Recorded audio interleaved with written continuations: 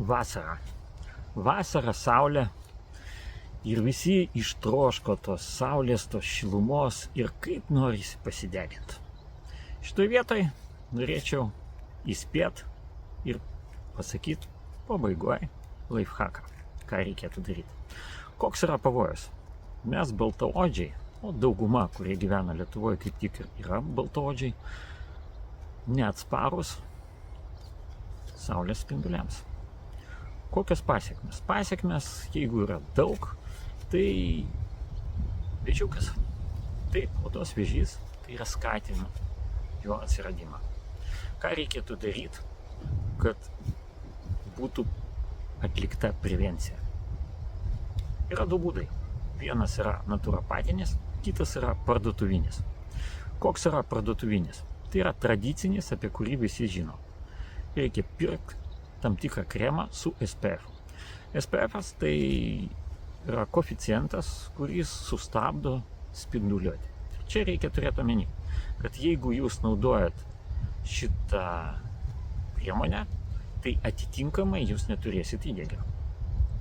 Tai arba deginamės tam tikrą dozuotą laiką, arba tiesiog šildomės ir po to naudojam kremą įdegiui, specialiai, kad pas mus atsirastų įdegis.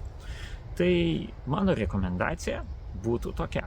Jeigu jūs norit turėti sveiką įdegį ir neturėti problemą su oda vėlesniam laikotarpiu, tai reikia degintis iš ryto ir į vakarą. Nuo 4 valandos. Iš ryto optimalu iki 10.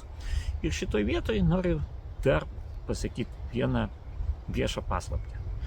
Kad reakcija mūsų kūno, kai išsiskiria pigmentas, nepraeina per vieną dieną arba per vieną naktį. Tam reikia keletą parų.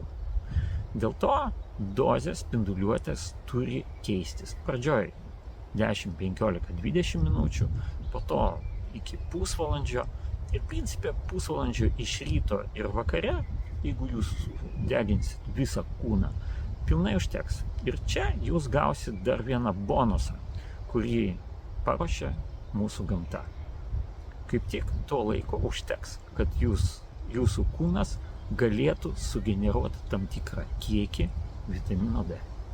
Tai tiek. Daugiau naujienų stebėkit šitą kanalą. Iki.